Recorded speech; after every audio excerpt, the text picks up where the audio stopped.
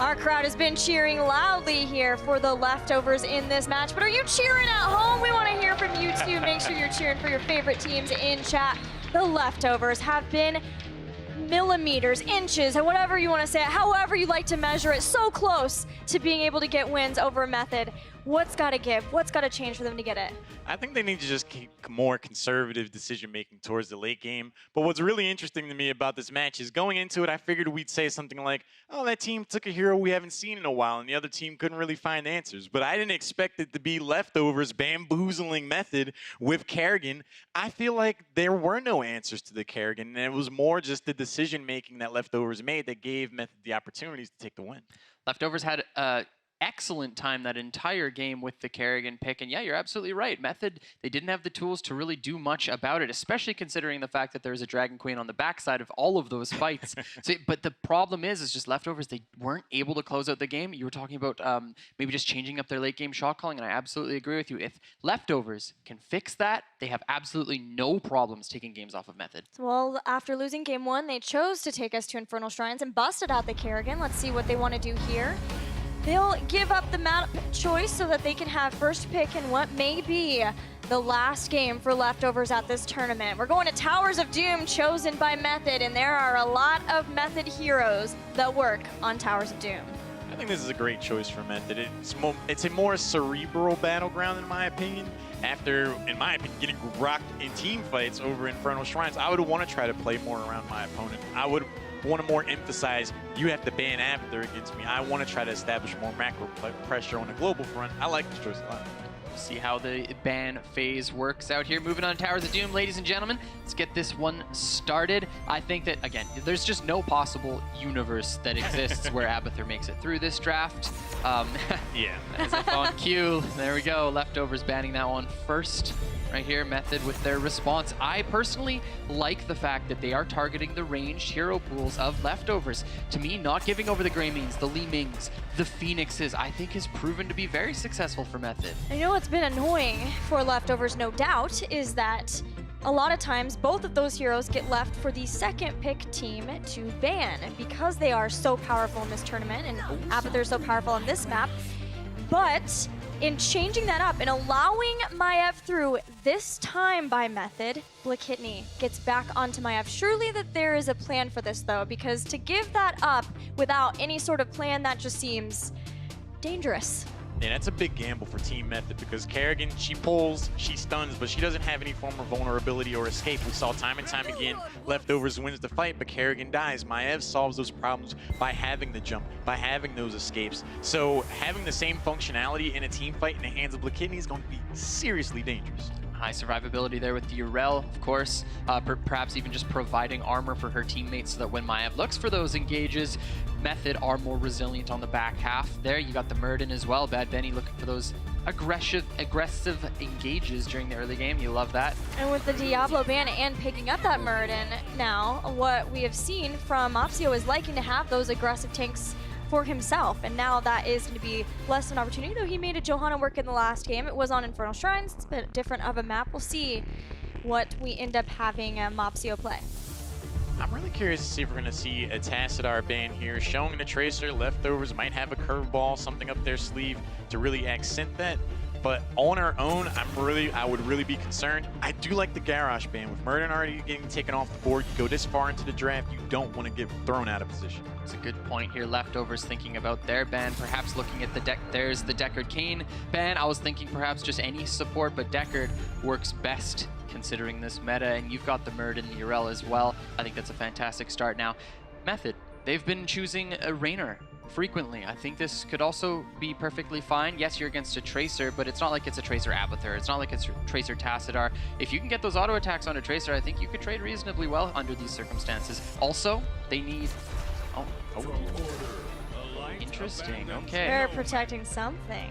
What's it gonna be? That's the big question. That Garrosh ban was interesting to me. I almost wonder if it was going to be Blaze, because we've seen some combinations of Maiev Blaze together, and then you're very survivable between the Warden's Cage, which can be used defensively, and then the Bunker too. And it made it through because Urel was picked up there. So we'll see if Leftovers want to get Putty Boss back on that hero, if there's something else they want to have here. But they want to have Tahaka to give them more of that macro presence and Tyrael for Mopsio. I think they need to go for that hero because Sanctification is going to be the reason why Leftovers wins a team fight if one happens when everybody is there. Uther, we've seen him going into a heavy melee composition. Divine Storm is not a meme. That huge stun with the follow-up of any kind of damage is going to be someone getting taken down. Sanctification is a huge counter to that. I was thinking Cassia over the Raynor for sure here, just considering the circumstances. And it just looked, when you have the Uther as well, it just looked more like a Cassia than the Raynor, just, yeah, basically what they were up against. I think that's a fantastic last lock-in for Method. Yeah, blinds are really nice to have versus a Tracer and just auto attacks in general, but also being able to get that physical armor for her auto attacks, and she's very good versus deathballing compositions. And then this is going to be pretty deathbally that we see from the Leftovers. Do you feel like Divine Storm is a concern? That was a great bring up, by the way, for trying to make sure that Sanctification goes off, Kala? I think that could be reasonable for sure, but you have this pretty much solo carry in the Cassia, so you do have to be cautious. And of course, there's the blow up potential. If Maiev gets a big tether, and then if there's a pulse bomb off the backside of that too, like you have to be careful of those things. Honestly, we could see either one, but I'm still leaning a little bit more towards the Divine Shield. No matter how these team fights go, the coordination is going to be important. The timing, I do think we're going to see Divine Storm. I think that's going to define which team wins this game. I feel like Team Method might have gotten in the Leftovers' head too much. I'm wondering if they were really banking on getting the Tassadar, so seeing Method steal that away towards the back end of that draft, that they pivot into something else. The Dahaka, the Tyrael, definitely going to help out Maiev, but I feel like Method got the upper hand in this draft. Well, if Leftovers is to meet Team Freedom in a rematch, they will need to start the reverse sweep now. Back to the casters for Game 3. A huge amount of faith in this game being put on the shoulders of Nick. With the Cassia Hypercarry double support comp, they're of course going to have a wonderful time in that top lane, but the question is Cassia going to be enough damage to burst through that Malfurion and Tyrael protection? And having Cassia and also Tassadar on the other side doesn't make the game of DAB on Tracer any easier, so there's a lot of responsibility on his shoulders now too. And we have seen some insane games. Arguably, Leftovers should be in the lead or at least tied with Method, but that's not what happened here because we had some fantastic play coming from Method, especially with late game decision making. But here we have Potiboss. He's playing the Dahaka. Diaby is on the Tracer. Licked, of course, on Malfurion. Blakitny is on Maiev, and Mopsio is on Tyrael. They are the Leftovers. Great play by them so far, but they are behind with an 0-2 into the right side team. Method with 80, Artie on Tassadar. Curson on the support, of course. He finds himself an Uther this time. Bad Benny on his Muradin, back in action with the Stormbolts. Nick, he's the one with the damage. Cassia for him, and Urel on that solo lane is going to be played by Aether Angel for Team Method. So we see the teams meeting up in mid lane. They say hello.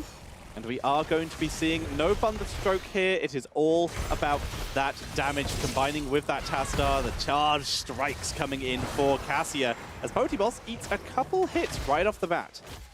Transitions now towards the top lane where he will be locked into that battle with Urel.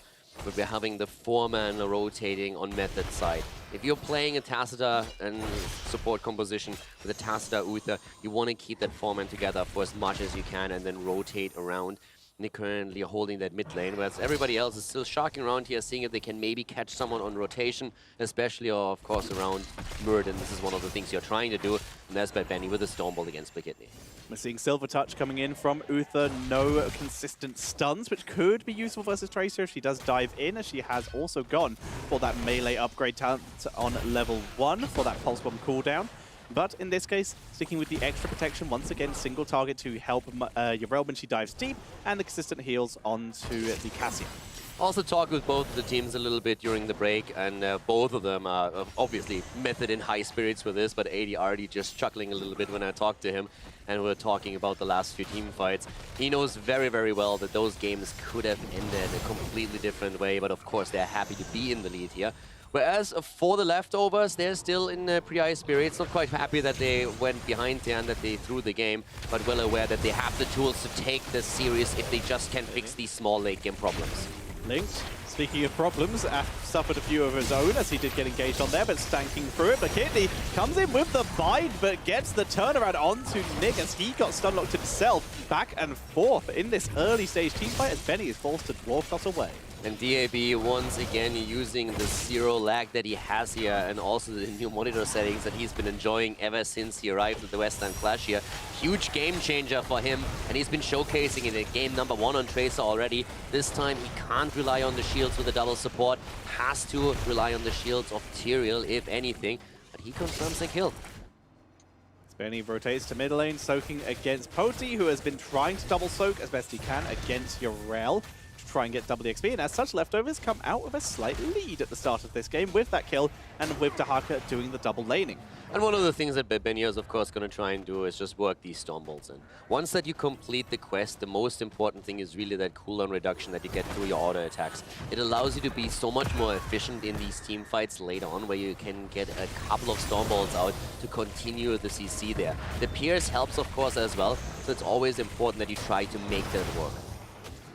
The first objective spawns. We're going to see a simple 1-for-1 trade in top lane. As Leftovers, they know they have a global, so they're more than happy to be a little bit more patient, but they will want to move in soon, and as they do, Poti comes in, quick stun by Curson to prevent the drag. Yeah, this is one of those altars that you're very likely to give up if you are up against the Dagahaka. The one thing that you have to make sure is that once he burrows in, you're not getting dragged. If that happens, that could very well be an easy kill for your opponent on top of them grabbing the altar. But as we see, Method is currently completely fine with this. They're having a slight lead in shots on hit points on the core of 4 Leftovers, thanks to the 2 altars that they just secured for themselves. But still very, very early in the game here. Urel already pushed up top lane. She's going to rotate as well to rejoin her team. See if they can make something cheeky happen here. Mobzio, a very aggressive Elder into Might, immediately finds the Thera Angel, who piles on the pressure, but he's able to back up. So far, nice little back and forth with only 1 kill in the game, and so far no more really even coming close to happening. Actually, Miss, if you already talked about it, if so, my apologies. We don't have the Lightning Fury build here, but Shark Strikes. And the Charge Strike's going to once again combine very effectively with those Tassadar shields as they can go really aggressively into that hyper carry build. Less poke, more about the team fight. Of course, with that Surge of Flight as well, that Explosive Flight, then they are going to be able to get even more team fight damage out from that Cassia. You miss out a lot on the poke potential, as you already noted, and that can be an issue if you're really dodging around one of the altars and trying to secure a better position for yourself. Yeah. But it definitely allows you, with stun setups, to get a ton of damage out there. So in those stacked up fights, that's something they're going to be looking for here. Nick gets attacked by the Pulse Bomber. Tracer is getting in once again. The Tassadar shield, of course, helping out massively with that. But Nick is in trouble. He gets the shield in the last moment. But Maiev moves in and secures another kill for the Leftovers. Kill number 2. A little bit of assistance from that parting gift to DAB. Dwarf Toss denied, but Bad Benny still being able to pull back. That's a big, deep dive coming in here. Curson is dropped. Benny on the retreat, but DAB trying to pick up the kill, but the clutch heals from Ghost Uther able to keep him alive. They're just running over them. They are. The Leftovers are literally running over Method at this point. They're saying, Method falls back into the fort and said, okay, boys, we're safe. The Leftovers like, yeah, just kidding, boys, we got you. The Kidney needs to be a bit careful, though. They're going for it. Mobzio. He's just dying for They got the bell tower, Yeah. and they got the turn-in. So this is value. This is tactical dying here by the Tyrael, getting them that bell tower, getting them those extra shots as well was very well timed. Yeah, tactical feeding, like we call it. That's, yeah, I was trying to avoid that particular term. I know, that's why I threw it out.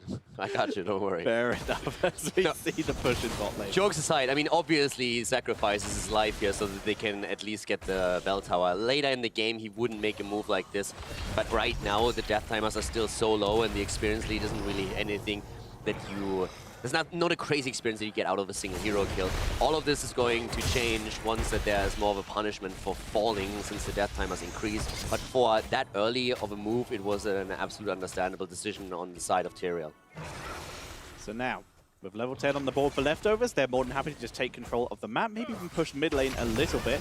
They probably won't stray too far from bot with too many people. You can see Maiev still hovering around the area as they would love to be able to keep hold of this. Curson, he's going to be able to poke this down. Holy Shock is able to target buildings, and that is his level 4, so it's a tiny bit of poke. Let's just talk for a second about the lack of poke here. We talked about this earlier with Cassia, but right now, how do you just whittle down the HP of that bell tower? It's really difficult for them. Psystorm and Holy Shock and the normal normal unupgraded Lightning Furies. It's persistent, but it's not high in terms of damage output. Exactly, and that gives Leftovers a lot of time and makes it very difficult for Method to recapture these. Now we have both of the teams with level 10 abilities, and that might make things a bit easier in these fights. By the way, the Divine Storm has not been taken, instead it is the Divine Shield. There was so much damage output already and so much aggression from Tracer in particular that they felt forced into the Divine Shield to just make sure that a Pulse Bomb cannot secure a kill later on. It's a hyper carry comp as well anyway. If Nick was to die, then that would just be any fight ending there. We're going to see a 1-for-1 trade on these altars. It's all about clearing out those sappers, and they do very effectively. Nick able to help with that very quickly with that Surge of Light. But now we have 33 hit points on the core of Leftovers and only 23 for Method. This is a really fast game here from Leftovers' perspective. They have pushed Method completely to the wall here. The bottom lane is under control of Leftovers from start to finish. The early 2 kills, by now 3-1, are looking great for them. They got a lead, they were able to dive behind the bell tower and then secure it for themselves. And they have held on to it ever since, and they're doing extremely well with it. They're trying to get another kill. Divine Shield, there's the value right there. And that's exactly why you want it. The avoidance from Cassia does not come into effect if she's standing still. Now, Furion Roots obviously make you stand very still. So the Divine Shield coming in there, clutch for the escape. Well done by Method. Could have been another kill, and you can't afford any more at this point in time, especially with level 13 so close for Leftovers.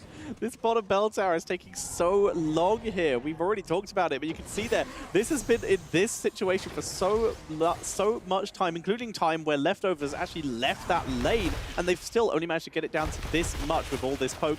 It's getting low. Finally, they might actually be able to take this back before the next objective starts, and in fact, yeah, they will, as Leftovers will back up.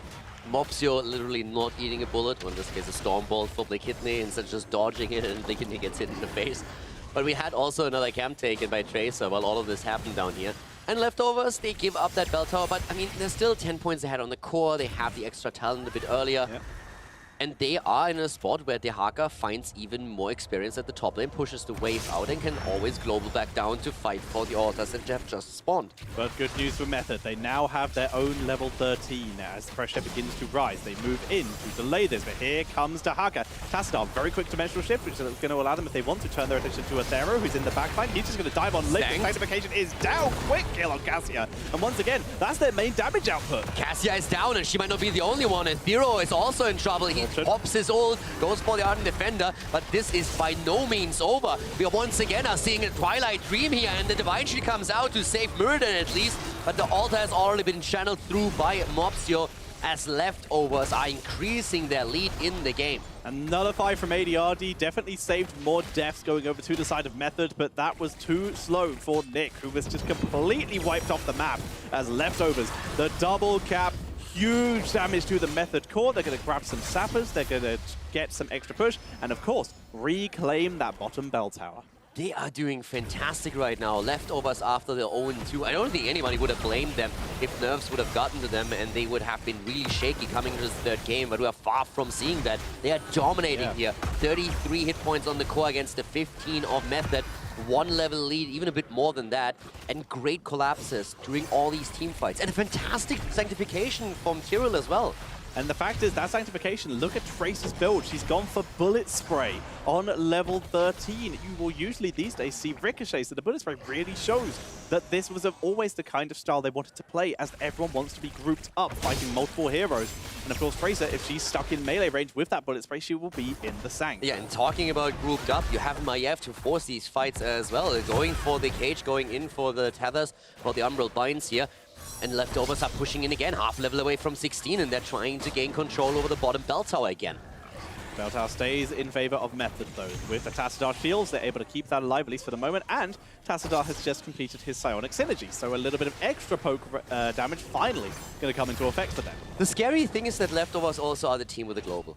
That's really something that allows them so much more macro play in the long run too, that in the late game, that could literally mean the difference of Dehaka burrowing somewhere to an altar and channeling it through. Stormbolt hitting DAB here though, as we see Linked saving Tracer, getting the heals in, Method wants to force the fight before level 16 talents are into play because they are facing a very difficult altar phase. 3 are spawning in 4 seconds. So Dahaka's just going to go for the one on his side, happy to trade top 1-for-1 as it is the 4-man down here. Nick, once again, is the target. No immediate hard engages. The Kidney is busy dealing with Bad Benny, and this is all a distraction for Lynx, who's going to very carefully channel this through. As the Sank is dropped, Nick will escape, but Benny is a little bit isolated here. Speaking of isolation, if they're isolated, they get pulled into the Border's cage. They're going in once again, and here comes the drag once more against Cassia. The Divine is down already, and the Dream comes in and drops her. Benny on the run, so is the Thero, but there is no escaping Malfurion. He's the one who drops them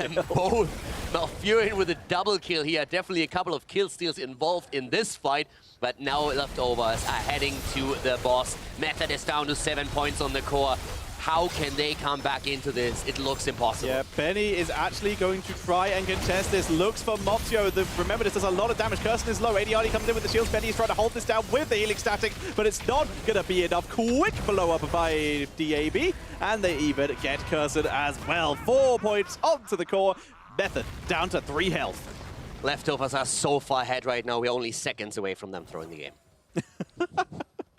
I don't think so this time, Mr. Caldor. They look in control as they begin to start on this minion wave. They want to push up as this bell tower could be the key to their victory. With Maiev already burning through some sapper camps, there is another sapper camp above them. They can try and push them for a full 6 if they want to. I guarantee you there's at least some talk in voice at this point. Okay, guys, we're so far ahead. Let's make sure that we're actually winning it this time. Well, 29 points on the core against 3. You're so far ahead right now. This is looking amazing for Leftovers, but they haven't won it yet. And if Infernal Shrines taught us one thing, is that you can't count out Method. Yrel proxying the Sapper Camp, removing that lethal condition from the first Sapper Camp in general. He's going to fight Yrel here, fight Maiev here very far back. Those two dueling each other. But isolation, no Twilight Dream there. Athero is actually alive, but he's so low, he's going to struggle to join in this fight as they move in. And isolation, Tassino with Dimensional Shift in the last second. Sanctification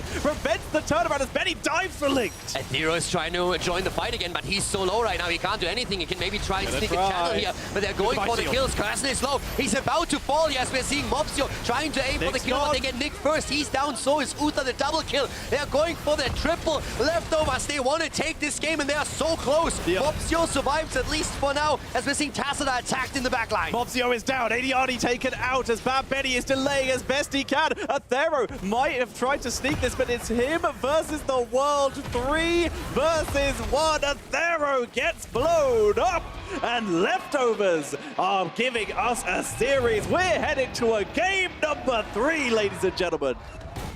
Leftovers with the B-steps and with a win, they take it. They have the game under their belt. Method this time not able to turn it around. 2 kills to 14 by the end there. Superb performance by Leftovers from start to finish. They looked pretty flawless in that game, and Method, they were struggling to find their footing. They came out of that break swinging, there's no doubt about that. They absolutely ran over Method, and a deserved victory here for Leftovers as they put their name onto the scoreboard. And it's time to send you over to our analysis desk as we have a series on our hands. What happened to Leftovers over the break? What do? They have like a pep talk in the bathroom or what? Jeez, that was almost evil. What a game. Leftovers, like, we don't need to be closers if we can just dominate the early and mid game so hard that the rest of it pretty much just falls into place. Anytime Nick tried to step forward, even with the Divine Shield, Leftovers were treating his face like a speed bag. Cassia gets taken down early in a team fight all the time, and anytime we did see Divine Shield, almost immediately after, Sanctification definitely overplayed that. Leftovers, they played that game amazingly. Even pre-heroics, Cassia was having a lot of trouble. So just the fact of the matter is, Leftovers, this is the first game so far in this series where they command the early game and they see it through to the very end. Again, I don't know what happened on the break, but it looked good. Their play here was methodical. They put themselves into such a position and then played the 13-16 so well that Method were forced to take that fight 15 into 16 purely because of a problem of the triple altar phase. it just felt like two plans start to finish for Leftovers. It's awesome to see them command all forms of the game. And now, I mean, with Mopsio on this squad, you gotta be worried if you're Method, because this is not the first Western Clash where Mopsio has led a team, ended up almost taking the Western Clash away from Team Dignitas at the last Western Clash. In the interviews, he was very specific to say, we're not trying to emulate the Zealots run. We're not trying to be that team. But Mopsio, he's the consistent thread between that one and the Leftovers. So maybe he's just trying to imitate his own level of play. His addition to this lineup has really reinvigorated them. They've earned their spot. Leftovers looking really, really good. Moving into this next game, I want to see them do the same thing. Their draft wasn't crazy by any means. They picked their power picks, and they just played a consistent game from start to finish. No big mistakes during the late game. If they can do this seriously, this can be their series. Well, that was Method's choice of Battleground, and the fact that it ended up in a position where the drafts favored that Leftovers could just keep brawling, keep fighting. That really felt like something that they felt on home turf on, even though it was Method's Battleground. So something for Method to keep in mind now, as it is their choice. Should they take Battleground here? You think they'll go back to a first pick? Do we have thoughts on what might be better for them?